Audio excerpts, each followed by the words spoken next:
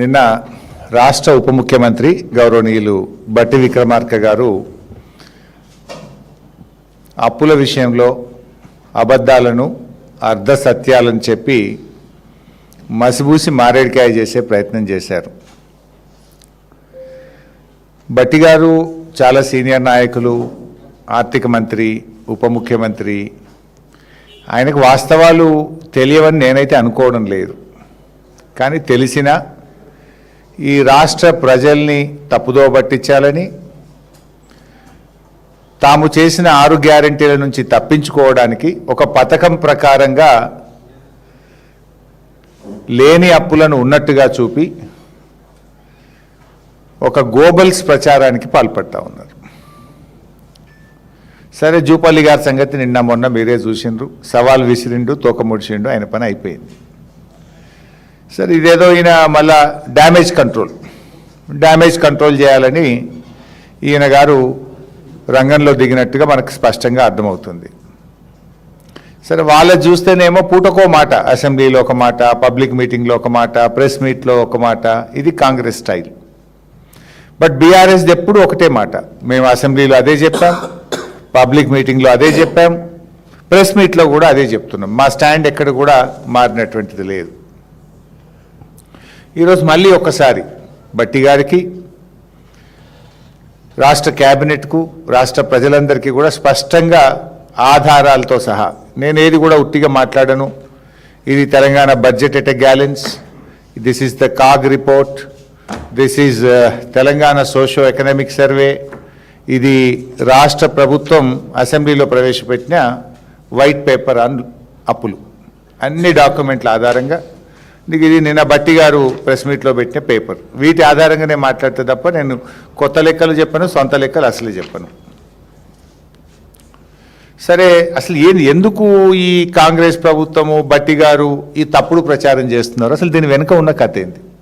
దీన్ని ఒక్కసారి అర్థం చేసుకునే ప్రయత్నం చేయాలి. ఎన్నికల ముందు అడ్డగోలు హామీలు ఇస్తూ పోయారు.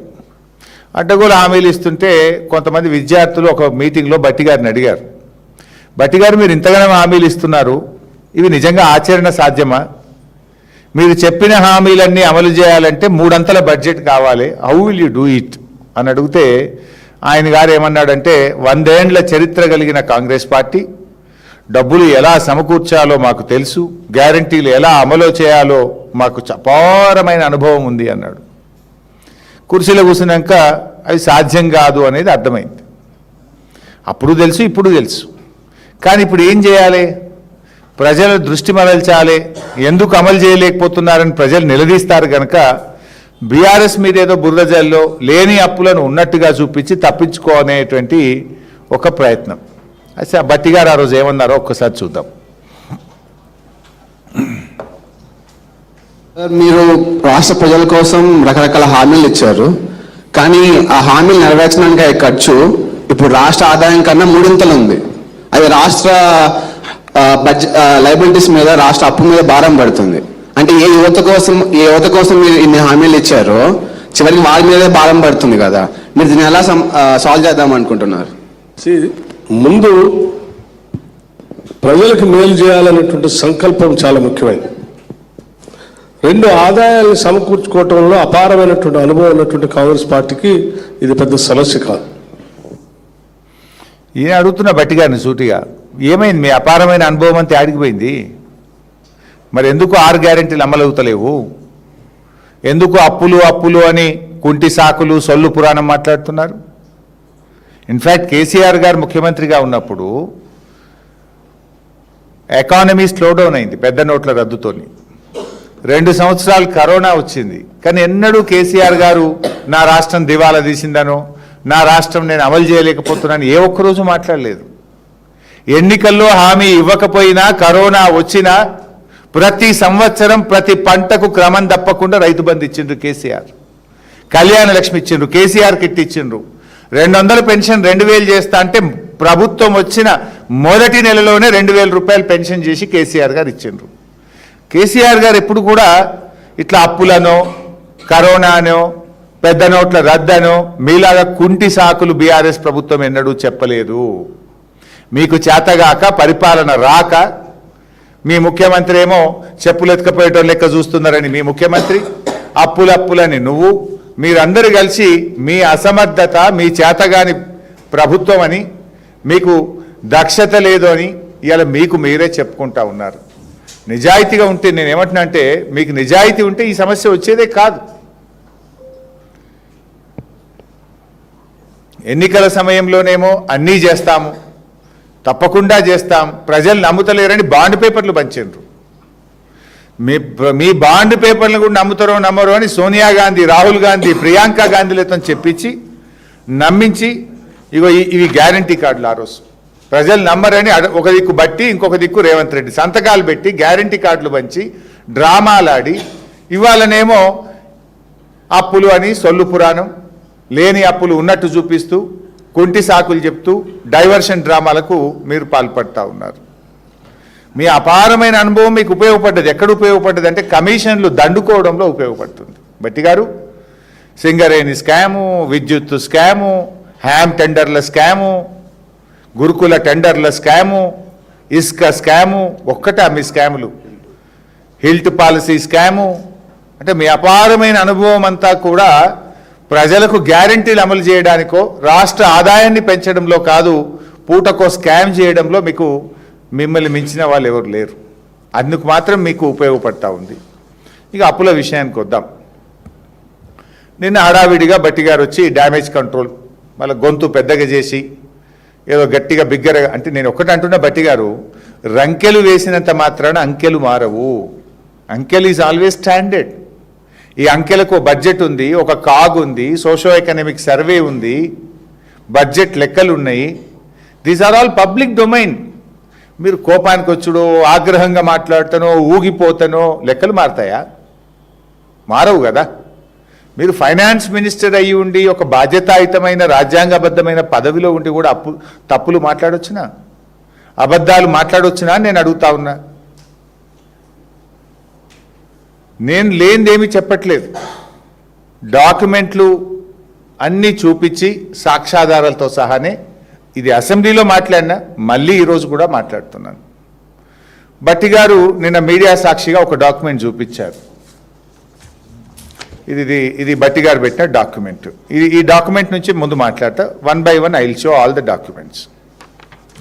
ఇందులో FRBM లోన్స్ 3,89,673, బీఆర్ఎస్ ప్రభుత్వం రాకముందే 72,000 కోట్ల రూపాయలు ఉన్నాయని చెప్పి చూపించారు. ఇందులో ఎంత తెలివిగా చూపించిందంటే,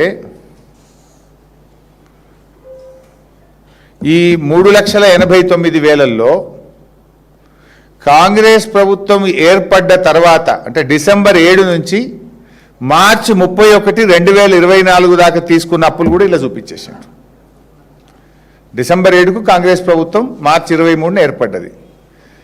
ఈ 3,89,000లో కాంగ్రెస్ ప్రభుత్వం ఏర్పడ్డ తర్వాత చేసిన అప్పు, అంటే ఆ 3 నెలల 23 రోజుల అప్పు కూడా ఇలా కలిపారు. దానికి డాక్యుమెంట్ చూపిస్తా. ఆర్బీఐ రిపోర్ట్ పెట్టు బాబు. This is the RBI report. ఇది reserve bank of India website నుంచి వచ్చిన రిపోర్ట్. ఇది దీంట్లో మీరు చూస్తే డిసెంబర్ 12 500 కోట్లు, డిసెంబర్ 19 900 కోట్లు, జనవరి 16 1000, జనవరి 16 మరో 1000, జనవరి 23 1000, ఇట్లా మొత్తం మీరు లాస్ట్ మార్చ్ 26 2024 వరకు కాంగ్రెస్ ప్రభుత్వ హయాంలో కొత్తగా వచ్చిన కాంగ్రెస్ ప్రభుత్వం చేసిన అప్పు 15,118 కోట్లు. ఈ 15,118 కూడా బీఆర్ఎస్ ఖాతాలు జమ చేసిండ్రు. ఈ 15,118 మరియు పాతది 72,658, ఇది బీఆర్ఎస్ ప్రభుత్వం రాకముందు ఉమ్మడి రాష్ట్రంలో వారసత్వంగా మనకు వచ్చినటువంటి FRBM అప్పు. అయితే ఇప్పుడు ఇందులో బట్టి గారు ఏం చెప్తున్నారు? ఫైనల్గా 5,16,881 ఇక్కడ రాసినారు. టోటల్ లోన్ FRBM అప్పు ఒకటి, కార్పొరేషన్లు తీసుకొని ప్రభుత్వం చెల్లించే అప్పు 1,20,208. మీరు బోర్డు మీద చూస్తున్నారు. మొత్తం కలిపి 5,16,881. ఇందులో మనం తీసేయాల్సింది ఏంది? ఈ 84,268 ఏదైతే ఉందో ఇది తెలంగాణ ఏర్పడక ముందు ఉమ్మడి రాష్ట్రం వారసత్వంగా వచ్చిన అప్పు 84,268 మీరు చూస్తున్నారు కదా. ఈ 5,16,881 నుంచి ఈ 84,268 తీసేయాలి. ప్లస్ నేను ఒక అప్పు మా దాంట్లో కలిపిందని చెప్పిన ఏది 15,118 15,118 ప్లస్ 84,268 కలిపితే ఎంత అవుతుంది 99,386. ఈ 99,386ను 5,56,000 తీసేస్తే ఎంత 4,17,495 కోట్లు. This is the loan BRS హయాంలో రాష్ట్ర ప్రభుత్వ ఖజానా నుంచి తిరిగి చెల్లించవలసిన అప్పు 4,17,495. ఈ 4,17,000 అనేదాన్ని ఇప్పటికి నేను 40 సార్లు చెప్పిన, అసెంబ్లీలో చెప్పిన, బయట చెప్పిన, టీవీ డిబేట్లో చెప్పిన, మళ్ళీ ఈరోజు చెప్తున్నది కూడా నిన్న బట్టి గారు చూపించిన కాగితంలో నుంచే చెప్తా ఉన్నా. ఇది బట్టి గారి కాగితం ప్రకారం చూసిన, అసెంబ్లీలో ప్రవేశపెట్టిన తెలంగాణ వైట్ పేపర్ ప్రకారంగా చూసిన, సోషో ఎకనామిక్ సర్వే ప్రకారంగా చూసిన, కాగ్ రిపోర్ట్ ఆధారంగా చూసిన రాష్ట్ర ప్రభుత్వ ఖజానా నుంచి తిరిగి చెల్లించవలసిన అప్పు కేవలం 4,17,000 కోట్లు మాత్రమే. సరే, ఇప్పుడు ఏం చేస్తున్నారు మరి వీళ్ళు? ఏదో చేసి అప్పులు ఎక్కువ చూపించాలి, తప్పించుకోవాలి, 6 గ్యారెంటీలు ఎగబెట్టాలనేటువంటి ఒక కుట్ర. ఏం ప్రయత్నం? 8,21,000 కోట్లు అని చెప్తున్నారు. నేను కూడా చెప్తున్నా, అంకెలతో చెప్తున్నా. బహుశా నిన్న ప్రెస్ మీట్ పెట్టిన బట్టి గారు మిత్రులు టీవీలలోనో సెల్ ఫోన్లలోనో నా ప్రెస్ మీట్ చూస్తుంటారు. మళ్ళీ చెప్తున్నా, బీఆర్ఎస్ ప్రభుత్వ అప్పు అక్షరాల 4,17,495 కోట్లు మాత్రమే. రైట్. అయితే ఇప్పుడు ఏమంటారు వీళ్ళు? ప్రభుత్వ గ్యారంటీ ఉండి కార్పొరేషన్లే చెల్లించే అప్పులు. ఈ శ్వేతపత్రం, ఇది గవర్నమెంట్ శ్వేతపత్రం. అఫ్ కోర్స్ బట్టి గారి పేపర్లో కూడా అదే ఉంది, బట్టి గారిది కూడా పెట్టినాను. Government guarantee loans which are raised by SPVs and serviced by them. మీరు చూస్తే ఏముంది అందులో? కార్పొరేషన్లు తీసుకున్న అప్పులు, కానీ అవి ప్రభుత్వం చెల్లించదు, కార్పొరేషన్లే చెల్లిస్తాయి. అది ఎంత చూపించారు? 95,000 కోట్ల రూపాయలు చూపించారు. అది కూడా ఇలా కలుపుతుంది. అందులోనే ఉంది మీనింగు. ఈ తెలుగులో కూడా ఇది శ్వేతపత్రం, ఇది పేజ్ నంబర్ 23. ఇందులో ఏం రాశారు? ప్రభుత్వ హామీతో సేకరించబడిన అప్పులు, కానీ ఇవి ఆ కార్పొరేషన్లే చెల్లిస్తాయి. ఏంటివి? Civil supplies corporation. ఉదాహరణ, సివిల్ సప్లైస్ కార్పొరేషన్ ఏముంటుంది? వడ్లు కొంటది. వడ్లు ఢిల్లీకి బియ్యం చేసి కేంద్ర ప్రభుత్వాన్ని పెట్టగానే మళ్ళీ అడికెళ్ళి పైసలు వస్తాయి, కట్టుకుంటుంది. అది రాష్ట్ర ప్రభుత్వ ఖజానా అప్పు కాదు, ప్రభుత్వం చెల్లించే అప్పు అంతకంటే కాదు. రైతులకు కేంద్ర ప్రభుత్వం పైసలు ఇచ్చేదాకా వడ్లకు పైసలు ఆపలేం కనుక తాత్కాలికంగా బ్యాంకు నుంచి తెచ్చుకుంటాం, రైతులకు 2 రోజుల్లో ఇస్తాం. బియ్యం చేసి కేంద్ర ప్రభుత్వానికి పెట్టంగానే కేంద్ర ప్రభుత్వం పైసలు ఇస్తుంది, ఆ పైసలకు సివిల్ సప్లైస్ కార్పొరేషన్ బ్యాంకు కట్టుకుంటుంది. అందుకే ఇందులో ఏమన్నారు? కార్పొరేషన్లు తీసుకున్న అప్పు, కానీ కార్పొరేషన్లే చెల్లిస్తాయి. ఇది ఏ రకంగా రాష్ట్ర ప్రభుత్వ అప్పు కాదు, రాష్ట్ర ప్రభుత్వ ఖజానా నుంచి ఈ అప్పు కట్టము అని మీరే వైట్ పేపర్లో చెప్పారు. ఇది నా మాట కాదు, వైట్ పేపర్. నిన్న బట్టి గారి ప్రెస్ మీట్లో పెట్టిన పేపర్ కూడా ఇదే. ఏం రాసిన ఇంగ్లీష్లో? Government guarantee loans which are raised by SPVs and serviced by them. కట్టేది వాళ్ళే, సివిల్ సప్లైస్ కార్పొరేషన్ లాంటిది. ఇప్పుడు మీరు వడ్లు కొంటలేరా? మీరు వడ్లు కొంటే ఇప్పుడు బ్యాంకులో అప్పు తెచ్చింది కదా, అది రాష్ట్ర ప్రభుత్వం అప్పు ఎట్లయితుంది? బియ్యం పెట్టినాక కేంద్ర ప్రభుత్వం పైసలు ఇస్తుంది, కార్పొరేషన్ బ్యాంకుకు కట్టుకుంటుంది. సో ఇలాంటివి ఇట్లే ఇందులో మార్క్ఫెడ్ కానీ ఇలా కొన్ని జిహెచ్ఎంసి, అదేవిధంగా ఇండస్ట్రియల్ ఇన్ఫ్రాస్ట్రక్చర్ కార్పొరేషన్, టీజీఐసి. ఉదాహరణ టీజీఐసి తీసుకోండి. టీజీఐసి ఎంతో కొంత తీసుకుంది, 1000 కోట్లు ఎంతో తీసుకుంది. మనం అక్కడ 14,000 ఎకరాలు భూసేకరణ చేసినాం. డబ్బులు రైతులకు కొంత గవర్నమెంట్ ఇచ్చింది, కొంత ఒక 1000 కోట్లు లోన్ తీసుకున్నారు. ఇప్పుడు ఆ భూమి మనము ఫార్మా ఇండస్ట్రీస్కు కేటాయిస్తే ఫార్మా ఇండస్ట్రీస్ వాళ్ళు టీజీఐసికి డబ్బులు ఇస్తారు కదా, ఆ డబ్బులు టీజీఐసి బ్యాంకుకి కట్టుకుంటుంది. అందుకే these are not paid by government, ఇవి loan taken by corporation, paid by corporation అని మీరే ఇందులో స్పష్టంగా రాసిండ్రు. ఇది నీకు తెలుసు బట్టి గారు, కానీ ఏదో ఎక్కి చూపియాలి, ఎక్కువ చూపియాలి, గ్యారంటీల నుంచి తప్పించుకోవాలని చేసేటువంటి ఒక ప్రయత్నం. ఇక రెండవది, ఇందులో ఇంకో పాయింట్ ఏం రాసిండ్రు, not guaranteed by government, not paid by the government. Not guaranteed loans which are paid by corporation. అంటే ప్రభుత్వం గ్యారంటీ ఇవ్వలేదు, ప్రభుత్వం కట్టదు. ఎంత అది? 59,000 కోట్లు ఉంది. దీన్ని కూడా తెచ్చి ఇది ప్రభుత్వ అప్పు అని లెక్కలు పెంచే ప్రయత్నం చేసిండ్రు.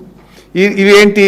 ఉదాహరణకు GHMC, SPDCL, Singareni collieries, NPDCL, housing board ఇట్లాంటివి ఉన్నాయి. ఇవి హౌసింగ్ బోర్డు భూములు వాళ్ళు లేఅవుట్లు చేయడానికి తెచ్చుకుంటారు, లేఅవుట్లు చేసినాక కట్టుకుంటారు. సింగరేణి కాలరీస్ అప్పు తెచ్చుకుంటుంది, మళ్ళీ తనకు బొగ్గు అమ్మినప్పుడు ఆదాయం వచ్చినప్పుడు కట్టుకుంటుంది. ఇవి రాష్ట్ర ప్రభుత్వం గ్యారంటీ లేదు, రాష్ట్ర ప్రభుత్వం కట్టదు. ఈ 59,000 కోట్లు కూడా ఇంట్లో కలిపితే ఎట్లా కరెక్ట్ అవుతుంది? అంటే మీరు ఈ అంకెల గారెడితోని లేని అప్పులను ఉన్నట్టుగా చూపించి కేవలం అప్పుల సంఖ్య పెంచాలనేటువంటి ఒక తాపత్రయం. ఇది మరి నేనంటున్నా 8,21,000 కోట్లు ఉంటే కాగ్ చెప్పాలి కదా. కాగ్ రిపోర్ట్లు ఎక్కడన్నా ఉందా? నేను మీకు కాగ్ రిపోర్ట్ చూపిస్తా. 2023-24 this is the CAG report of 2023-24. CAG కూడా ఏం చెప్పింది? పేజ్ నంబర్ ఉందా బాబు నీ దగ్గర? ఉంటే అక్కడ పెట్టిందిగా CAG report. This is the CAG report. ఇందులో I want to draw attention to the government of Telangana in the budget document for the year 24-25 disclosed off-budget borrowings 1,20,944 crores raised by SPVs, corporations, institutions but being serviced by the government. As this amount is not included in the total liabilities of the state, the same is undertaken to an extent. అంటే ఏం చెప్పింది కాగు? రాష్ట్ర ప్రభుత్వం కట్టే అప్పు, కార్పొరేషన్లు తీసుకొని ప్రభుత్వం కట్టే అప్పు ఎంత అని చెప్పింది? 1,20,000 కోట్లు అని చెప్పింది. మీరు చెప్పినట్టుగా ఈ బయట ఉన్నటువంటి ఈ 95,000 కానీ 59,000 కాగ్ చెప్పలే కదా. కాగ్ ఏం చెప్పింది? ఈ 1,27,000 చెప్పింది, 1,20,000 అని చెప్పింది. అంటే అప్పటికి కొంత గట్టింది కనుక 20. ఇదే ఉంటుంది తప్ప కాగ్ మరి CAG is a authority, neither the state government నార్ ఇది ఎవరి చేతిలో వినది, ఇది స్వయం ప్రతిపత్తి కలిగిన సంస్థ. కాగ్ కూడా ఏం చెప్పింది? ఎఫ్ఆర్బిఎం ఇది 120, ఇది మొత్తం కలిపితే మన అప్పు గింత అని ఏదైతే మేము చెప్పిన 4,17,000 ఉందో కాగ్ కూడా గదే చెప్పింది. ఇన్ఫ్యాక్ట్ కాగు లెక్క ప్రకారం ఇంకో 5-6 తగ్గింది నిజంగా చెప్పాలంటే. కాగు లెక్కలు కూడా దాని ప్రకారం కూడా ఒకసారి చూపిస్తే ఇప్పుడు కాగ్ ఎంత చెప్పింది? ఇందులో నేను చెప్పిన 1,20,944 అని కాగ్ చెప్పింది. ఈ 1,20,944లో బట్టి గారే చెప్పింది ఇలా 11,699 తెలంగాణ ఏర్పడక ముందు ఉన్నది. ఆ 1,20,000కెళ్ళి ఈ 11,000 తీసేస్తే ఎంత మిగులుతుంది? 1,09,000. ఈ 1,09,000 ప్లస్ ఎఫ్ఆర్బిఎం అప్పు 3,01,000 మొత్తం కలిపితే 4,10. వైట్ పేపర్ ప్రకారంగా చూస్తే 4,17. కాగ్ రిపోర్ట్ ప్రకారంగా చూస్తే ఇంకో 7,000 తగ్గి 4,10,000 మాత్రమే, ఇంక్లూడింగ్ ఇలా కాళేశ్వరం కార్పొరేషన్ అప్పు, సీతారామ లిఫ్ట్ ఇరిగేషన్ అప్పు, పాలమూరు రంగారెడ్డి అప్పు, అదేవిధంగా మిషన్ భగీరథ అప్పు, అన్ని కార్పొరేషన్లు స్కీముల అప్పులు, ఎఫ్ఆర్బిఎం అప్పులు అన్ని కలిపి కూడా 4,10 మాత్రమే అని కాగ్ రిపోర్ట్ కూడా చెప్పింది. మీకు ఒకటి నేను గుర్తు చేస్తా, మీకు ఎవరికైనా ఇందులో గుర్తుండొచ్చు. ఆ రోజు అసెంబ్లీ జరుగుతూ ఉంటే నేను లేచిపోయి ఒకసారి అసెంబ్లీ మధ్యలో శ్రీధర్ బాబు గారికి బట్టి గారికి దగ్గరికి పోయి ఒక పేపర్ చూపిస్తే అది టీవీలలో లైవ్ టెలికాస్ట్ వచ్చింది, ఇదే బుక్.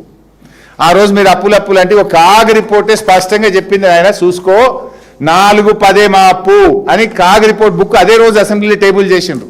ఈ బుక్ తీసుకుపోయి ఆయన పక్కన కూర్చొని as per the CAG, as per socio economic survey 4,10 అప్పు అని అసెంబ్లీ నిండు అసెంబ్లీలో మైక్లో మాట్లాడి చెప్పిన బట్టి గారి పక్కన శ్రీధర్ బాబు పక్కన కూర్చొని కూడా ఈ బుక్కులు చూపించి కూడా లెక్కలు చెప్పిన విషయాన్ని నేను మీకు గుర్తు చేస్తున్నా. బహుశా మీరు చాలా మంది గుర్తుంటుందే అనుకుంటా. నేను ఆ రోజు ఇదే హాట్ డిస్కషన్ అయింది. వెంటనే వెళ్ళి నాకు మైక్ ఇవ్వమంటే ఇయ్యలే స్పీకర్, ఎంతసేపు మైక్ ఇవ్వకపోతే వాళ్ళ పక్కకు పోయి మైక్ ఇస్తలేరు, ఇగో చూసుకోబోయి ఇది చెప్దామని నేను మైక్ అడిగినా మీరు ఇస్తలేరు, ఇగో 4,10 ఇప్పటికైనా చిల్లర దుకాణం బంద్ చేయరు, తప్పులు మాట్లాడకండి అని చెప్పి బట్టి గారికి శ్రీధర్ బాబు గారికి అసెంబ్లీలో వాళ్ళ కుర్చీ పక్కన పోయి కూర్చొని చెప్పొచ్చిన ఆ రోజు.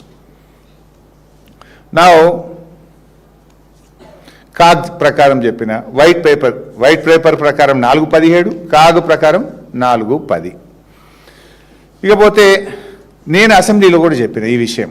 ఇప్పుడు నేనేదో బయట మాట్లాడుతున్నా, తప్పించుకుంటున్నా అనేది కూడా కొంత తప్పుడు ప్రచారం చేస్తున్నారు.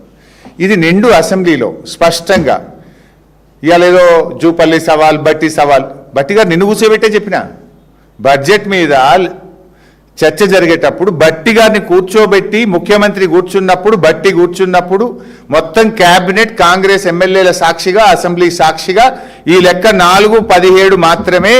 ఇప్పుడు ఇందులో తప్పు ఉంటే ఇప్పుడే చెప్పండి, ఇక్కడే చెప్పండి, కమాన్ లెట్ us డిస్కస్. 4-17 ఇందులో సీతారామ, పాలమూరు, కాళేశ్వరము, మిషన్ భగీరథ అన్ని కలిపి 4-17 అని నిండు అసెంబ్లీలో నేను చెప్పిన. నోర్లు మూసిండ్రు, తలలు వంచిండ్రు. ఇవాళ బయటకు వచ్చి పేపర్ టైగర్ల లెక్క బయట మాట్లాడుతుండ్రు. నేను మళ్ళీ సవాల్ విస్తున్నా, కమాన్ అసెంబ్లీ పెట్టండి. I want to prove again, I'm ready for any kind of discussion. మాట్లాడదాం అసెంబ్లీ సాక్షిగానే. ఆ రోజు నేను ఏం మాట్లాడినో అసెంబ్లీలో కూడా ఒక్కసారి వీడియో చూపిస్తాం. బీఆర్ఎస్ ప్రభుత్వ 10 ఏళ్ల కాలంలో రాష్ట్ర ప్రభుత్వం కట్టే అప్పు మేము చేసింది కేవలం 4,17,000 కోట్లు మాత్రమే, including FRBM loan, Kaleshwaram loan, mission Bhagiratha loan, కార్పొరేషన్లు అప్పు తీసుకొని రాష్ట్ర ప్రభుత్వం కట్టేటి కూడా కలుపుకొని 4,17,000 మాత్రమే. దీని మీద ఎప్పుడు ఎక్కడ ఏ టీవీ డిబేట్కైనా, ఎక్కడ బహిరంగ చర్చకైనా, ప్రజల మధ్యనైనా, శాసనసభలోనైనా ఐఎమ్ రెడీ ఫర్ డిస్కషన్ అధ్యక్ష. ఈ విషయం అసెంబ్లీలో ఒకసారి చెప్పలే, 2 సార్లు చెప్పిన అసెంబ్లీలో. ఒకటేమో 19th డిసెంబర్ 2023 నాడు ఒకసారి అసెంబ్లీలో చెప్పిన, వైట్ పేపర్ మీద మాట్లాడేటప్పుడు ఇదే విషయం చెప్పిన. మళ్ళీ అసెంబ్లీలో ఈ డేట్ కూడా చెప్తున్నా, ఏ రోజు అసెంబ్లీలో మాట్లాడినాం. 20th డిసెంబర్ 2024, 20 డిసెంబర్ 2024 నాడు ఈ అసెంబ్లీ సాక్షిగా ముఖ్యమంత్రి, ఉప ముఖ్యమంత్రి, క్యాబినెట్ అందరూ కూర్చున్నప్పుడు అసెంబ్లీలో చెప్పిన మాట. తలకాయలు వంచుకున్నారు తప్ప ఒక్కరు లేచి మాట్లాడలే ఆ రోజు. ఇలా బయట వచ్చి పేపర్ టైగర్ల లెక్క మాట్లాడుతున్నారు. మరి ఆ రోజు నేను చెప్పే ఫిగర్ తప్పైతే అప్పుడే మాట్లాడాలి కదా. మళ్ళా పెట్టండి అసెంబ్లీ, మాట్లాడదాం.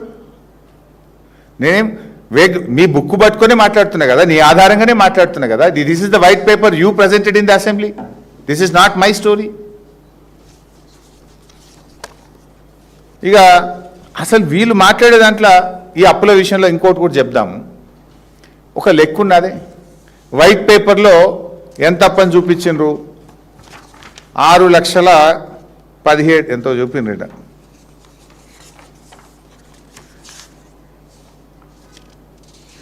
అసెంబ్లీలో పెట్టిన వైట్ పేపర్లో మొత్తం బీఆర్ఎస్ ప్రభుత్వ అప్పు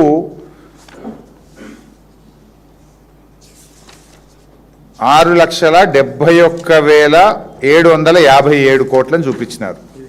అది 6,71,757 కోట్లని వైట్ పేపర్లో పెట్టినారు. ఓకే, ఇది అసెంబ్లీలో పెట్టిన వైట్ పేపర్. జూపల్లి గారు ఏమన్నారు మొన్న, 8 లక్షల కోట్ల అని నేను చూపించకపోతే రాజీనామా చేసిపోతా మీ తెలంగాణ భవన్కి వచ్చి 8 చెప్పిండు. అదే జూపల్లి తెల్లారేం మాట్లాడిండు, 7 లక్షల కోట్లు అని 1 లక్ష తగ్గించిండు. నిన్న బట్టి గారు ఏం మాట్లాడిండ్రు, 821 ఎంతో పెంచిండు, మళ్ళీ ఇంత పెంచిండు. అసెంబ్లీలో ఒక మాట, జూపల్లిది ఒక మాట, బట్టి గారిది ఒక మాట, పబ్లిక్ మీటింగ్లో ఒక మాట, ప్రెస్ మీట్లో ఒక మాట, పూటకో మాట. ఇక మీ ఇష్టం ఉన్నట్టు పెంచుతారా? అది కూడా ఒకసారి చూపిద్దాం, శ్వేతపత్రం చూపి ఒకసారి బట్టి గారి బయట కూడా చూపి బాబు. జూపల్లిది అయితే నేను మొన్ననే చూపించాను. 10 సంవత్సరాలు వీళ్ళు చేసిన అప్పు 6,71,757 కోట్లు ఇవాళ రాష్ట్రం మీద రుణభారంలో ఉంది అధ్యక్ష. నిన్న ఏమంటున్నాడు, ఉందా 1,77,000 కోట్లు అప్పు చేస్తే 2,08,620 కోట్లు కట్టే. నేను అడిగింది పెట్టలేను, సరేలే ఓకే ఉండని, అది కూడా అవసరం, నెక్స్ట్ అడుగుతా. సరే నిన్నేం చెప్పిండో మీరే చూసింది, అన్ని పేపర్లలో హెడ్డింగ్ కూడా పెట్టింది, 8,21,000 ఏదో చెప్పిండు కదా. మొన్న 671 చెప్పిండు, నిన్న 820 చేసిండు. అంటే నీ ఇష్టం ఉన్నట్టు పెంచుతావా? ఇక 2 లక్షల కోట్లు పెంచేసినావు. అసెంబ్లీలో చెప్పింది నిజమని నమ్మాలా, నువ్వు పబ్లిక్ ఉపన్యాసం చేసింది నిజమని నమ్మాలా? అంటే ఇదంతా కూడా ఇవాళ మీ ప్రభుత్వం డిఫెన్స్లో పడ్డది. రైతులు మీ మీద తిరగబడుతున్నారు, విద్యార్థులు, నిరుద్యోగులు మీ మీద తిరగబడుతున్నారు. ఇవాళ మహిళలు తిరగబడే పరిస్థితి వచ్చింది. ఇవాళ స్కాములు పూటకోటి బయటకు వస్తుంటే డైవర్షన్ పాలిటిక్స్కు ప్రజల దృష్టి మరల్చడానికి ఈ ఈ రకమైనటువంటి డ్రామాలకు మీరు తెరలేపుతా ఉన్నారు. అసలు ఇంకోటి మీరు గమనించండి, వీళ్ళ అబద్ధాలు ఎంత స్పష్టంగా దొరికిపోతారంటే, ఇప్పుడు బట్టి గారు బయట ఉన్నారు, మళ్ళీ వినండి. బట్టి గారు ఎంత అప్పు చేసినామంటుండ్రు కాంగ్రెస్ ప్రభుత్వం వచ్చినాక 1,72,000 కోట్లు అప్పు చేసినా అని ఇప్పుడు బట్టి గారు చెప్పింది కదా, మీరు విన్నారు. ముఖ్యమంత్రి అసెంబ్లీలో ఏమన్నాడంటే 3,40,000 కోట్లేమో అప్పు చేసినా అని ముఖ్యమంత్రి అంటాడు. ఇప్పుడు ముఖ్యమంత్రి మాట నమ్మాలనా, ఉప ముఖ్యమంత్రి నా మాట నమ్మాలనా? ఉప ముఖ్యమంత్రి ఏమో ఆర్థిక మంత్రి, ముఖ్యమంత్రి ఏమో is all and sole, is the head of the state. అసలు మీరు చేసిన అప్పు ఎంత అంటే మిమ్మల్ని ఎట్లా నమ్మాలి? మీ అన్ని అబద్ధాలు చూడండి. వైట్ పేపర్లో ఒకటి, పబ్లిక్ మీటింగ్ అప్పు, బీఆర్ఎస్ చేసిన అప్పుల మీద 4 రకాల ఫిగర్లు చెప్తారు. మీ కాంగ్రెస్ ప్రభుత్వం 2.5 సంవత్సరాల్లో చేసిన అప్పు కూడా ఉప ముఖ్యమంత్రి ఏమన్నాడో ముఖ్యమంత్రి ఏమన్నాడో ఒకసారి చూద్దాం. 1,77,000 కోట్లు అప్పు చేస్తే 2,08,640 కోట్లు కట్టాం. రేవంత్ రెడ్డి పెట్టినా ఉందా? ఇవన్నీ కలిపితే 3,47,294 కోట్లు మేము అప్పు చేసినాం అధ్యక్ష. ఎప్పటి నుంచి? 1/12/2023 నుంచి అధ్యక్ష. బాగా సభ్యులందరూ వినాలి. 28/2/2026 వరకు దాదాపుగా ఈ 27 నెలలలో మేము తెచ్చిన అప్పు 3,47,294 కోట్లు. ఈ 27 నెలలలో మేము తెచ్చిన అప్పు 3,47,294 కోట్లు అధ్యక్ష. మేము తెచ్చిన అప్పు ఎవరు మాట నమ్మాలి? ఉప ముఖ్యమంత్రి నిన్న ప్రెస్ మీట్ పెట్టి 1,72,000 కోట్లు అప్పు తెచ్చినామంటాడు. ఇది నిన్న అంటే June 3, 2026. దీనికంటే 27 నెలలు అంటే ఆ డేటు రేవంత్ రెడ్డి ఏ రోజు మాట్లాడింది అసెంబ్లీలో? మార్చ్ 18. అంటే మార్చ్ అంటే ఏప్రిల్, మే, జూన్ 3 నెలల కింద, జూలై 4 నెలల కింద. 4 నెలలు ఇంకా అప్పు పెరుగుతుంది కానీ తగ్గది. అంటే ఇప్పుడు 4 నెలల, ఇప్పుడు ముఖ్యమంత్రి ఏమో 4 నెలల కింద కాంగ్రెస్ ప్రభుత్వం చేసిన అప్పు 3,47,294 కోట్లు చెప్తాడు. 4 నెలల తర్వాత అప్పు పెరుగుతుందా తగ్గుతుందా? మేం చేసిన అప్పు 1,72,000 కోట్లు అని బట్టి గారు చెప్తారు. ఇదంతా గారెడి కాదా? ఇదంతా దగ, ప్రజల్ని మోసం చేయడం కాకపోతే ఏంది? అసలు ముందు ముఖ్యమంత్రి కరెక్టా, బట్టి గారు కరెక్టా? మీరు తెలుసుకోండి ఫస్ట్. అసెంబ్లీలో చెప్పింది కరెక్టా, పబ్లిక్ మీటింగ్లో చెప్పింది కరెక్టా? అసెంబ్లీ సాక్షిగా ముఖ్యమంత్రి గారు 3,47,000 కోట్లు అప్పు చేసిన అంటాడు. ఈయన గారేమో 1,72,000 కోట్లు అంటాడు. నిజంగా 3,47,000 కోట్లు 4 నెలల కింద. ఈ 4 నెలల అప్పు తీస్తే అది 4.5 లక్షలు దాటుతుంది. 31 నెలల్లో కాంగ్రెస్ ప్రభుత్వం చేసిన అప్పు 4.5 లక్షలు దాటింది. 10 ఏళ్లలో బీఆర్ఎస్ చేసింది 417 as per white paper. As per CAG 4,10,000. కానీ మీ అప్పు ముఖ్యమంత్రి ప్రకారం 347 4 నెలల కింద. 4 నెలలు కలిపితే 4.5 అవుతుంది మీది. 4,50,000 కోట్లు దాటింది మీ అప్పు. బట్టిగా నువ్వు కరెక్టా, మీ ముఖ్యమంత్రి గారు చెప్పింది కరెక్టా? అసెంబ్లీలో చెప్పింది కరెక్టా, బయట రోడ్ల మీరు చెప్పింది కరెక్టా?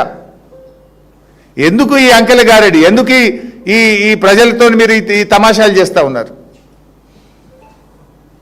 అంటే ఇప్పుడు ఎంత మారింది ముఖ్యమంత్రి గారికి? ఈయనకు దాదాపు 1,50,000 కోట్లు తక్కువ చేసేసిండు. అంటే మేము చేసిన అప్పులేమో పెంచి పెంచి చూపిస్తారు, వాళ్ళ అప్పులేమో తగ్గించి తగ్గించి చూపించుకుంటున్నారు. దొరికిపోయింది కదా ఇప్పుడు ఇంత స్పష్టంగా. అసలు ఇంకా వీళ్ళ సంగతి చాలా చెప్పేది ఉన్నది. అసలు సిగ్గుపడుతుంది. ఈ దేశంలో ఎక్కడ లేదు. లంచాలు ఇచ్చి అప్పులు తెస్తారు వీళ్ళు. బ్రోకర్లను పెట్టి కమిషన్లు ఇచ్చి లంచాలు ఇచ్చి FRBM బయట అప్పులు కనబడకుండా దానికి బాండ్స్ అని అందమైన ముసుగు పెట్టి అప్పులు తెస్తున్నారు. ఇప్పటికి 30,000 కోట్లు తెచ్చిండ్రు. 30,000 కోట్లకు 510 కోట్ల లంచం ఇచ్చిండ్రు. సిగ్గుపడాలి. లంచం ఇచ్చేవాడిని అప్పులు తెస్తాడా రాష్ట్రానికి? TGIACలో 10,000 తెచ్చిండ్రు. HMDAలో 20,000 కోట్ల అప్పు తెచ్చిండ్రు. 30,000 కోట్లకు ఇప్పటికే 500 కోట్ల కమిషన్ లంచం ఇచ్చిండ్రు. అప్పు ఇప్పించినందుకు బ్రోకర్ ఉంటాడు కదా రెండుమిట్ల. అప్పిప్పించిన బ్రోకర్కు వీళ్ళు ఇచ్చిన ఫీజు లంచం 510 కోట్లు.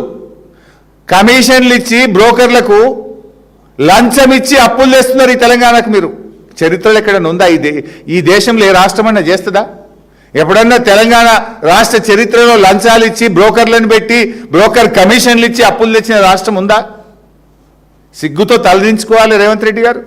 ఇంకా మాట్లాడతారు మీ ముఖానికి. 30 తెచ్చిండ్రు, ఇంకా 70 తెస్తారట. దానికి కూడా రెడీ చేసిండ్రు. త్వరలో అన్ని ఆధారాలు డాక్యుమెంట్లతో సహా బయట పెట్టని ఉత్తగా మాట్లాడతలేదు. ఇగో ఇది అసెంబ్లీలో నా క్వశ్చన్. బ్రోకర్ని పెట్టిండ్రా, లంచం ఇచ్చిండ్రా, ఎంత ఎంత ఎంత లంచం ఇచ్చిండ్రు అని అడిగిన. ప్రభుత్వ సమాధానం, merchant bankers by the name trust investment advisors private limited అనే బ్రోకర్కు 1,69,83,97,978 రూపాయలు లంచం ఇచ్చినాము, బ్రోకర్ ఫీజు ఇచ్చినామని అసెంబ్లీలో ప్రభుత్వం ఇచ్చిన సమాధానం. 169,83,97,978 రూపాయలు బ్రోకర్ ఫీజు లంచం ఇచ్చి 10,000 కోట్ల అప్పు తెచ్చినామని అసెంబ్లీలో రాష్ట్ర ప్రభుత్వం ఇచ్చిన సమాధానం. ఇది 10,000 కోట్లకు 169 కోట్లు ఇచ్చిండ్రు. మళ్ళొకసారి అసెంబ్లీలో అడిగిన, ఇది నాకు డౌట్ వచ్చింది, వీళ్ళు అంతటా లేపుతుర్రా ఈ పైసలు, ఇది టీజీఐసీలు లేపినట్టే హెచ్ఎండిఏలు కూడా లేపుంటారని క్వశ్చన్ అడిగిన. ఇది హెచ్ఎండిఏ ఆన్సర్ అసెంబ్లీలో. హెచ్ఎండిఏలో 20,000 కోట్ల అప్పు తెస్తున్నాం అని చెప్పిండ్రు. ఆడ కూడా బ్రోకర్ని పెట్టుకున్నారు. Same trust investment advisory private limited అనే బ్రోకర్ని పెట్టినాం అని ఆ రోజు ఆన్సర్ ఇచ్చిండ్రు. అప్పటికి ఏం రాసిండ్రు ఇలా అంటే, ఏ భూములు కుదబెట్టాలి, ఏవేవి కుదబెట్టాలనో జర చర్చలలో ఉన్నాం, ఇంకా అప్పు లావటలేదు అన్నారు. ఇది చాలా రోజులు. ఇది అసెంబ్లీలో ఆన్సర్ వచ్చి దాదాపు 6 నెలలు ఏడాది అయింది. ఆల్రెడీ ఇక్కడ లేపినరు, ఈడ కూడా బ్రోకర్ ఫీజు ఇచ్చారు. ఇది 20, అది 10, 30,000 కోట్లు అప్పు అనకుండా దీనికి బాండ్స్ అనే అందమైన ముసుగు పెట్టి హెచ్ఎండిఏ భూములు, టీజీఐసి భూములు కుదబెట్టి బ్రోకర్లను పెట్టి 500 కోట్లు లంచాలు ఇచ్చి బ్రోకర్ ఫీజు ఇచ్చి ఇలా 30,000 కోట్ల అప్పు తెచ్చారు. ఈ 30 జాలయట. ఇప్పుడు 3 కార్పొరేషన్లు చేసింది కదా, ఎన్పిడిసిఎల్, ఎస్పీడిసిఎల్, రైతు డిస్కామ్. ఆ మూడింటి మీద లేపుతారట. దానికి 10 ఈడొక 3 కార్పొరేషన్లు చేసింది కదా, జిహెచ్ఎంసి, సైబరాబాద్, మల్కాజ్గిరి. దీని మీద ఒక 30 లేపుతారట. ఇప్పుడు ఇక దీనికి 30, అవి 30, 60, ఆల్రెడీ ఒక 30 లేపిండ్రు, 90, జిహెచ్ఎంసి ఒక 10. మొత్తానికి 1,00,000 కోట్లు బ్రోకర్ ఫీజులు ఇచ్చి లేపుతారట పైసలు. అంటే ఇప్పటికే తెచ్చిన 30కే 500 కోట్లు ఇచ్చిండ్రు. ఇంకా 70,000 కోట్లు లేపాలంటే అదో 1,200 కోట్లు లంచం. అంటే అదో 1,200, ఇదో 500, అంటే 1,710 కోట్ల రూపాయల లంచాలు ఇచ్చి బ్రోకర్ ఫీజులు ఇచ్చి 1,00,000 కోట్ల రూపాయల అప్పు ముసుగులో అందమైన పేరు బాండు. అది అప్పే 1,00,000 కోట్లు తెస్తుంది. ఇంకా మీరు మా గురించి మాట్లాడతారు. ఇవన్నీ లెక్కలు తీస్తే మీ ముఖ్యమంత్రి గారు ఇప్పుడు ఏదో చెప్పే కదా 347 కాదు, ఇవన్నీ కలిపితే చాలా ఎక్కడికో పోతుంది. ఇంకా ఇవి దాస్తున్నారు మీరు. నేనంటే బాండ్లు అంటున్నారు, భూములు కుదబెట్టి తెస్తున్నారు. మీరు అమ్మిన భూములు 30,000 కోట్లు. ఇలా లాస్ట్కో స్కూల్ కడదాం, దవాఖాన కడదాం, బొందలగడ్డకు కూడా జాగ లేకుండా బిట్లు వెతికి హెచ్ఎండిఏ భూములు, టీజీఐసి భూములు, హౌసింగ్ బోర్డు భూములు, 30,000 కోట్ల రూపాయల భూములు అమ్మిండ్రు. ఆ లెక్కలు చెప్పరు. బాండ్ల పేరు మీద తెచ్చిన అప్పులు చెప్పరు. అవి కాకనే 347 అయిందని 4 నెలల కింద చెప్పిండు రేవంత్ రెడ్డి. ఇవి కలిపితే, ఈ 4 నెలలది కలిపితే 4.5 దాటుతుంది. మీరు మా గురించి మాట్లాడతారు. 10 ఏళ్లలో మాకు కరోనా వచ్చింది. ఇన్ఫ్యాక్ట్ మా 4,17,000 కోట్లలో మీకు ఇంకా నేను చాలా సర్ప్రైజింగ్ విషయాలు చెప్పాల్సి ఉంటాయి. డీటెయిల్స్ ఎక్కువైతే అని చెప్పట్లేదు. కేంద్ర ప్రభుత్వం మాకు ఫైనాన్స్ కమిషన్ డబ్బులు ఇవ్వాల్సి ఉండే. ఏం చేసింది కేంద్ర ప్రభుత్వం? కరోనా వచ్చింది, మా దగ్గర పైసలు లేవు, మీరు అదనంగా అప్పు తెచ్చుకోండి అని పర్మిషన్ ఇచ్చిండ్రు. ఆ అప్పు కూడా ఇళ్ళనే ఉన్నది. ఫైనాన్స్ కమిషన్ డబ్బులు గ్రాంట్గా రాష్ట్రానికి రావాల్సింది ఈ సంవత్సరం దేశంలో ఎవరికి ఇవ్వలేకపోతున్నాం, మీరు అప్పు అదనంగా తెచ్చుకొని నడిపించుకోండి అంటే ఆ అప్పు కూడా ఇళ్ళనే ఉన్నది, ఫైనాన్స్ కమిషన్ అప్పు. అది కాకుండా కేంద్ర ప్రభుత్వం కరోనా వచ్చినప్పుడు 2 సంవత్సరాలు దేశం మొత్తం ఎకానమీ స్లోడౌన్ అయింది. జనరల్గా రాష్ట్రాలకు ప్రతి సంవత్సరం ఉండే అప్పు మీ జిఎస్డిపి మీద 3.5. కరోనా వల్ల ఒక 1% పెంచుతున్నాం, తీసుకోండి, మందులకు కానీ కరోనా కోసం కానీ మీరు ఇన్వెస్ట్మెంట్స్ ఖర్చు పెంచండి ప్రజలదని 2 సంవత్సరాలు 1% కేంద్ర ప్రభుత్వం అదనపు అప్పు తీపిచ్చింది. అది కూడా ఇంట్లోనే ఉన్నది.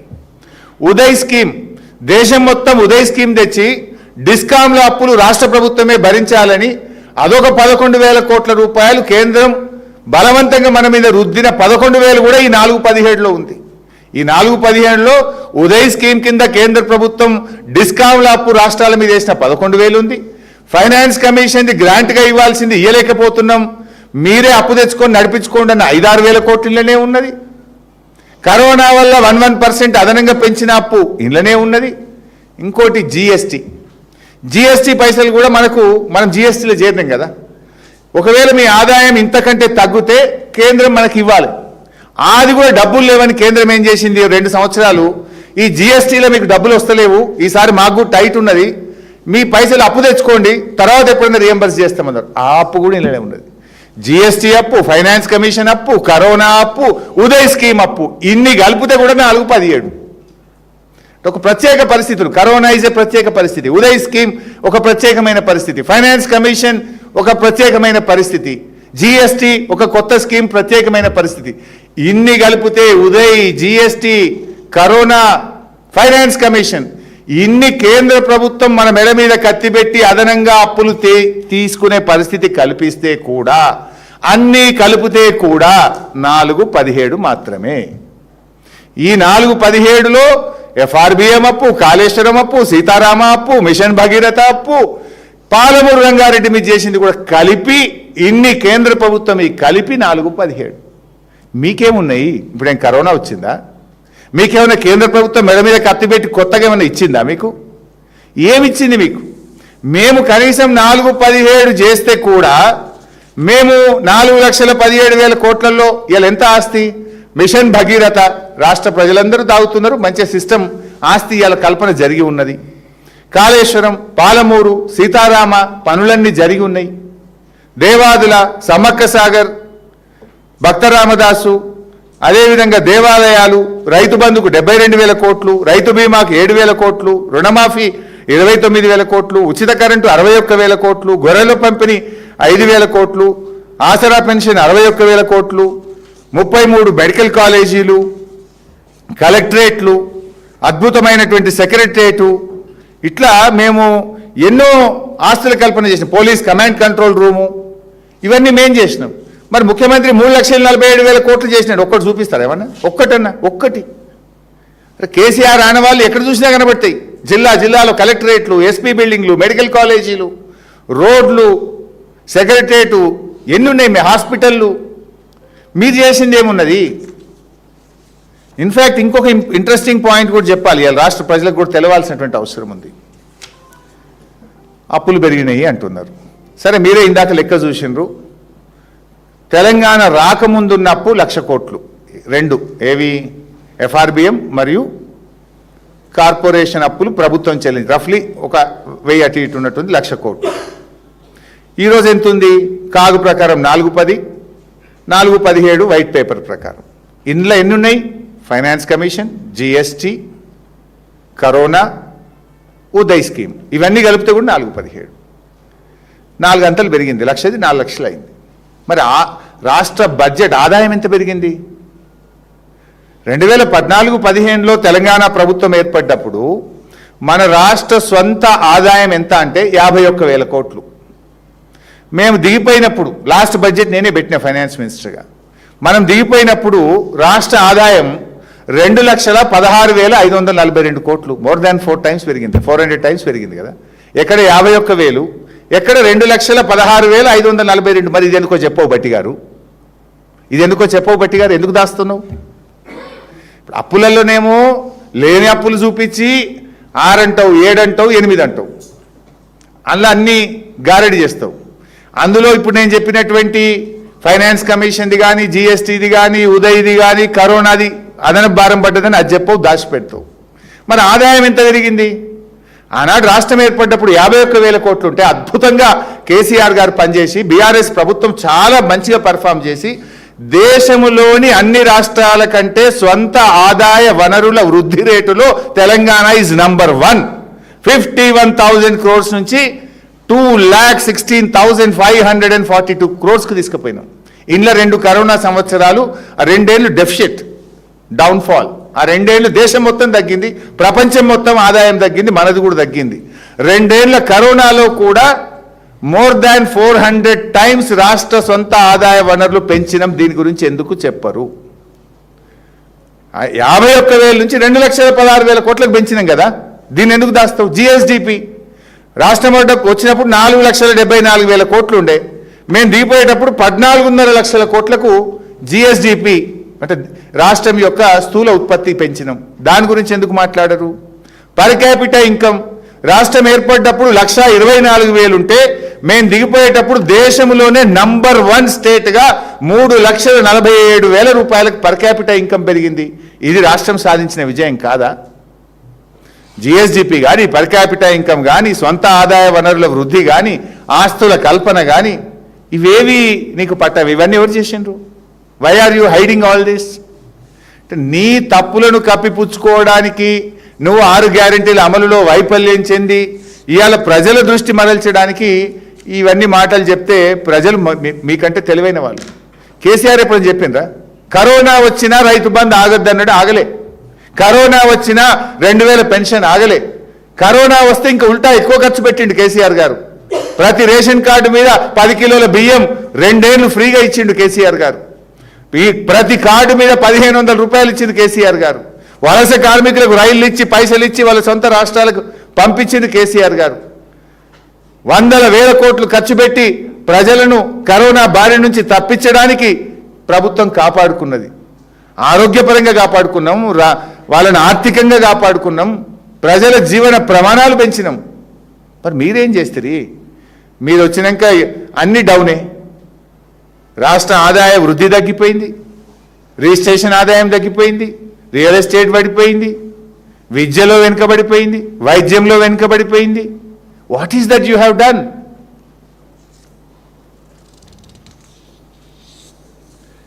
నిన్న భట్టి గారు మాట్లాడుతూ సింగరేణి మీద నేను ఏదో విజిలెన్స్ ఎంక్వైరీ చేసిన అన్నాడు. నేను అంటున్నా, ఇప్పుడు దొంగతనం చేసిన దొంగను అరే నీ మీద నువ్వు ఎంక్వైరీ చేసుకో అంటే చేసుకుంటాడే? వాడు దొంగనైనా దొంగతనమే చేసే, తప్పే జరిగే. ఎంక్వైరీ చేసుకోరాబాయ్ అంటే చేస్తాడు వాడు. నువ్వు ఎవరి మీద ఎంక్వైరీ చేసినావు? సింగరేణిలో ఉండే విజిలెన్స్ వాళ్ళని సింగరేణి మీద ఎంక్వైరీ చేయమంటాడు. వాడేం చేస్తాడు? విజిలెన్స్ వాళ్ళు ఫెయిల్ అయితేనే స్కామ్ జరిగే. Vigilance department is there to cross check. స్కాములు జరగకుండా చూడడానికే విజిలెన్స్ ఉండే. వాడే ఫెయిల్ అయిపోయి వాడేమి ఎంక్వైరీ చేస్తాడు? అయినా నేను ఇంకోటి అడుగుతున్నా భట్టి గారు, నేను ఒక 10 అంశాలు బయట పెట్టినా. సోలార్ టెండర్లలో స్కామ్ జరిగింది. దేశం మొత్తం 1 మెగావాట్కు 3 రూపాయలకే సోలార్ పవర్ ఉత్పత్తి అయితే మీరు సింగరేణిలో 7 కోట్ల రూపాయలు పర్ మెగావాట్ ఇచ్చిండ్రు. దేశం మొత్తం 3 కోట్లకు మెగావాట్ అయితే సింగరేణిలో 7 కోట్ల రూపాయలు పర్ మెగావాట్ ఇచ్చిండ్రు. 1000 కోట్ల రూపాయల సోలార్ టెండర్ల స్కామ్ జరిగింది అన్న. దాని మీద ఎందుకు నోరిపుతలేరు? పాకిస్తాన్ సరిహద్దులో రాజస్థాన్ రాష్ట్రంలో జైసల్మీర్ జిల్లాలో 1,400 మెగావాట్ల సోలార్ పవర్ పెడతామని జాగ ఎందుకు తీసుకున్నారు? కమిషన్ల కోసం కాదా? ఈడ జాగ తక్కువ పోయినాది. రాజస్థాన్ రాష్ట్రంలో జైసల్మీర్ జిల్లాలో పాకిస్తాన్ బార్డర్లో బుల్లెట్లు పడుతుంటే గాడనట వీళ్ళు పోయి సోలార్ పవర్ ప్లాంట్ పెడతారట. గాది ఎందుకు పెట్టినావు? గా స్కామ్ సంగతి మాట్లాడమంటే ఎందుకో పెదవి ఇప్తలేరు. ఎక్స్ప్లోజివ్స్, సింగరేణిలో వాడే ఎక్స్ప్లోజివ్స్లో 100,000 కోట్ల స్కామ్ అయింది. 2 నిజాయితీ గల అధికారులు డైరెక్టర్ సింగరేణి శ్రీనివాస్, జీవీ రెడ్డి సంతకం పెట్టమంటే వాళ్ళని ఉద్యోగాల నుంచి ఊస్తు చేసి మీరు 100,000 కోట్ల రూపాయల ఎక్స్ప్లోజివ్స్ టెండర్ల స్కామ్ చేసిండ్రు. కోల్ ఇండియాలో ఆ ధర లేదు, పక్కనే వెస్టర్న్ కోల్ ఫీల్డ్స్లో ఆ ధర లేదు. మీరు 30% ధర పెంచి కమిషన్లు దండుకున్నారు అన్నాం. దాని మీద ఎందుకు ఎంక్వైరీ జరుగుతలేదు? డీజిల్ స్కామ్ చెప్పినా, ఇట్లా ఎన్నో స్కామ్లు చెప్పినా సింగరేణిలో ఎందుకు మాట్లాడతలేరు? సప్పుడు గప్ చూపున్నారు ఎందుకు అట్లా? ఎందుకు వాటి మీద స్పందించడానికి ముందుకు వస్తలేరు? జైపూర్ పవర్ ప్లాంట్ స్కామ్ ఉన్నది, దానికి రాష్ట్ర ప్రభుత్వం డిపిఆర్ అప్రూవల్ ఇచ్చిందా? క్యాబినెట్ ఆమోదం ఉందా? పవర్ పర్చేజ్ అగ్రిమెంట్ జరిగిందా? పీపీఏ లేకుండా, క్యాబినెట్ అప్రూవల్ లేకుండా, డిపిఆర్ లేకుండా టెండర్లు పిలిచి 1,500 కోట్లు ఎట్లా ఖర్చు పెట్టిండ్రు? కమాన్ ఆన్సర్ దిస్ క్వశ్చన్. గొంతు పెంచుకోగానే ఇక మమ్మల్ని బెదిరిస్తామనుకుంటున్నారా ఏంది? మేము ఉద్యమకారులం, ఎన్ని పోరాటాలు చూసినాము, ఎన్ని త్యాగాలు చేసినాం. ఇట్లా భయపడేటోళ్ళం కాదు. చెప్పండి మీరు సమాధానం. 500 కోట్లు బ్రోకర్లకు లంచాలు ఇచ్చిందా లేదా? బ్రోకర్లకు లంచాలు ఇచ్చి ఈ 30,000 కోట్లు అప్పు పేరిట అందమైన ముసుగులో బాండ్ల పేరు మీద అప్పులు తెచ్చిందా లేదా? భూములు గులబెట్టిందా లేదా? సింగరేణి అన్ని స్కామ్ల మీద అవి ఎంక్వైరీ చేయించడానికి సిద్ధంగా ఉన్నారా లేరా? గొంతు పెంచడమో రంకెలు వేయడం కాదు, ప్రజలకు సమాధానం కావాలి. మాట్లాడదామంటున్నారు కదా, కమాన్ పిలవండి assembly, I'm ready to discuss, we're ready, our party is ready to discuss. మళ్ళీ చెప్తున్నాం, బీఆర్ఎస్ ప్రభుత్వ హయాములో ఆనాడు 2 ఏళ్ల కరోనాలో ప్రత్యేకంగా కేంద్రం ఇచ్చిన అప్పులు కానీ, ఫైనాన్స్ కమిషన్ అప్పులు కానీ, ఉదయ్ స్కీమ్ అప్పులు కానీ, ఫైనాన్స్ కమిషన్ నుంచి గ్రాంట్గా రాకుండా అప్పు రూపంలో వచ్చినాయి కానీ అన్నీ కలుపుకొని మీరు బయట చెప్తున్నట్టు అన్ని కార్పొరేషన్లు రాష్ట్ర ప్రభుత్వం చెల్లించాల్సిన అన్ని కార్పొరేషన్ల అప్పులు కలుపుకొని రాష్ట్ర ప్రభుత్వ ఖజానా నుంచి మిత్తి కానీ అసలు కానీ కట్టాల్సిన అప్పులు కాగ్ రిపోర్ట్ ప్రకారంగా 4,10,000 కోట్లు, మీరు ప్రవేశపెట్టిన వైట్ పేపర్ ప్రకారంగా 4,17,000 కోట్లు మాత్రమే. ఇందులో కేంద్ర ప్రభుత్వం బలవంతంగా రుద్దిన అప్పులు కూడా కలిపి చెప్తున్నాం. అవన్నీ తీసేస్తే 3 లక్షలకు వస్తుంది. అన్ని కలిపి కూడా 4,10. మళ్ళీ చెప్తున్నాం, మీరు ఇప్పటికైనా చేతనైతే పరిపాలన మీద దృష్టి పెట్టండి. ఇప్పుడు ఇంటి యజమాని దివాలా అంటే రాష్ట్రం నిజంగానే దివాలా తీస్తుంది. యజమాని అద్భుతంగా రాష్ట్రాన్ని నడపాలి. మీకు నడపడం రాక మీరు ఫెయిల్ అయిపోయి 6 గ్యారెంటీల నుంచి దృష్టి మరల్చడానికి చేస్తున్న డ్రామాలు కట్టిపెట్టండి. లంచాలు ఇచ్చి బ్రోకర్లను పెట్టి ఇవాళ సెక్రటరీ చుట్టూ బ్రోకర్లు తిరుగుతారు. ఫర్ యువర్ ఇన్ఫర్మేషన్, మేము అప్పిప్పిస్తాం అని బ్రోకర్లు తిరుగుతున్నారు సెక్రటరియట్ల పైరవికారులు. ఈ రాష్ట్రానికి FRBM బయట మేము అప్పులు ఇప్పిస్తాం. అరే వానికి 10,000 కోట్లకు 177 కోట్లు ఇచ్చింది కదా బ్రోకర్ ఫీ, నాకు ఒక 5 తక్కువ ఇది నేను ఇస్తా అని బ్రోకర్లు సెక్రటరియట్ చుట్టూ తిరుగుతుండ్రు. మీ సెక్రటరియట్లో అప్పులు ఇప్పిస్తామని బ్రోకర్లు, బాంబే బ్రోకర్లు, గుజరాత్ బ్రోకర్లు తిరుగుతున్నారు. బ్రోకర్ల మయం చేసింది మీరు సెక్రటరియట్ను. 500 కోట్ల లంచాలు ఇచ్చి బ్రోకర్ ఫీజులు ఇచ్చి మీరు అప్పులు తెచ్చిండ్రు. ఇంకా మీరా మాట్లాడేది? వన్స్ అగైన్ నేను రాష్ట్ర ప్రజలకు ఒక బాధ్యతాయుతమైన ప్రతిపక్ష నాయకుడిగా, శాసనసభ్యుడిగా, తెలంగాణ ఉద్యమంలో పాల్గొన్న వ్యక్తిగా, కేసీఆర్ శిష్యుడిగా రాష్ట్ర ప్రభుత్వ అప్పు యాజ్ పర్ వైట్ పేపర్ అక్షరాల 4,17,000 కోట్లు మాత్రమే. దీనికి నేను కట్టుబడి ఉన్నా. ఏ చర్చకైనా సిద్ధం, పెట్టండి అసెంబ్లీ, మాట్లాడదాం. Thank you.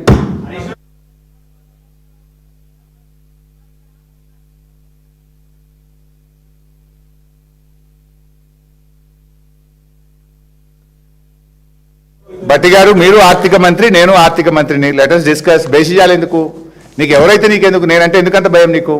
ఎవరు మాట్లాడితే ఏంది? మేము ఏం మాట్లాడినా కేసీఆర్ డైరెక్షన్లో మాట్లాడతాం, కేసీఆర్ ఆలోచనకు అనుగుణంగా మాట్లాడతాం, మా ప్రభుత్వ పనితీరుకు అనుగుణంగా మాట్లాడతాం. ఎందుకు నేనంటే అంత చిన్న చూపా? నువ్వెన్నేళ్ళు ఎమ్మెల్యే ఉన్నావు, నేను కూడా అన్నేళ్ళు ఎమ్మెల్యే ఉన్నా. నీకంటే ఎక్కువ సంవత్సరాలు మంత్రిగా పనిచేసిన. మీరు మంత్రిగా 3 ఏళ్ళు చేసినారు, నేను 13 ఏళ్ళు చేసిన. నేను మాట్లాడితే నీకు బేసిజం ఉండాల్సిన అవసరం ఏంది భట్టి గారు?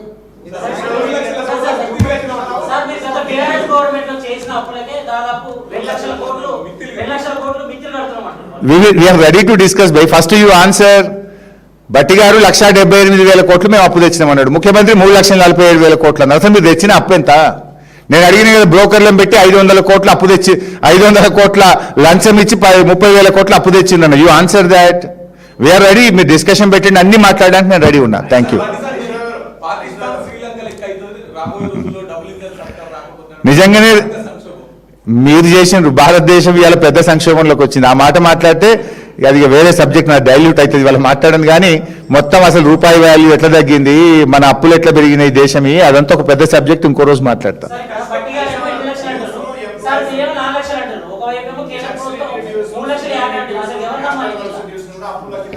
ఎట్లా చూపిస్తారు? నేను ఇందాక స్పష్టంగా, రాష్ట్ర ప్రభుత్వం గ్యారంటీ ఇవ్వని, రాష్ట్ర ప్రభుత్వం చెల్లించని అప్పులు అని మీరే వైట్ పేపర్లో రాసిండ్రు. రాష్ట్ర ప్రభుత్వం గ్యారంటీ ఇవ్వలేదు, రాష్ట్ర ప్రభుత్వం చెల్లించదు. అది రాష్ట్ర ప్రభుత్వం అప్పు ఎట్లయితుంది? ఎందుకు చూపిస్తుండ్రు అంటే మీ ఫెయిల్యూర్స్ను కప్పిపుచ్చుకోవడానికి మీ తప్పిదాలను కప్పిపుచ్చుకోవడానికి మీరు ఈ డ్రామా ఆడుతున్నారు. ఇందులో చూడండి ఎంత స్పష్టంగా మీ వైట్ పేపర్లో మీరే రాసినరో ఒకసారి చూడండి. ఇది రాష్ట్ర ప్రభుత్వం గ్యారెంటీ ఇవ్వలేదు, రాష్ట్ర ప్రభుత్వం కట్టని అప్పులు అని అసెంబ్లీలో పెట్టే వైట్ పేపర్ ఇది. రాష్ట్ర ప్రభుత్వం కట్టని అప్పు రాష్ట్ర ఖజానా నుంచి మిత్తి కట్టము అసలు కట్టము, అది రాష్ట్ర ప్రభుత్వం అప్పు ఎట్లయితుంది అంటే this all gimmicks you are trying to play. Thank you. చాలా సందర్భాల్లో 4,15,000 కోట్లే అప్పు చేశామని చెప్పి ఆధారాలు చూపిస్తున్నప్పటికీ కూడా ప్రభుత్వం కూడా చాలా సందర్భాల్లో దానికి రెట్టింపు 8,20,000 కోట్లని చెప్పడాన్ని కాబట్టి అంటే ప్రజలు కూడా ఎంతో కొంత వాళ్ళని నమ్ముతారు. దీన్ని ఎట్లా ఓవర్కమ్ చేస్తారు? తప్పకుండా మేము కూడా ప్రజాక్షేత్రంలో పోతాం. ఈ డాక్యుమెంట్లు అవసరమైతే ఒక బుక్ ప్రింట్ చేసి రాష్ట్ర ప్రజలందరికీ కూడా మేము చేసిన అప్పులు ప్లస్ మేము కల్పించిన ఆస్తులు ఇది ప్రజల్లోకి తీసుకెళ్తాం. ఇవాళ నేను కొత్త విషయం మీరు అందరు గమనించిందో లేదో నాకు తెలియదు, కానీ నేను me for your understanding again and again మీరు కొంచెం ఇబ్బంది అవుతున్నా చెప్తున్నా ఏంటంటే 5 రకాల కంపల్సరీ అప్పులు ఉన్నాయి ఇలా. కరోనా అప్పు 1, 2 ఫైనాన్స్ కమిషన్ గ్రాంట్కి ఇచ్చేది కూడా అప్పు, 3 జిఎస్టీ రావాల్సింది గ్రాంట్ అది కూడా అప్పు, 4 ఉదయ్ స్కీమ్ మెడ మీద కత్తి పెట్టి పార్లమెంట్లో బిల్లు పాస్ చేస్తే అదొక 11,000. బికాస్ నేను ఫైనాన్స్ మినిస్టర్గా పనిచేసిన కనుక అవగాహనతో చెప్తున్నా. ఈ 4 రకాలు ఇవి గ్రాంట్ బలవంతంగా ఈ రాష్ట్రం మీద రుద్దిన అప్పులు కూడా కలిపి 4, 17. వీళ్ళకి ఆ కరోనా లేదు, వీళ్ళకేమీ లేదు. Thank you.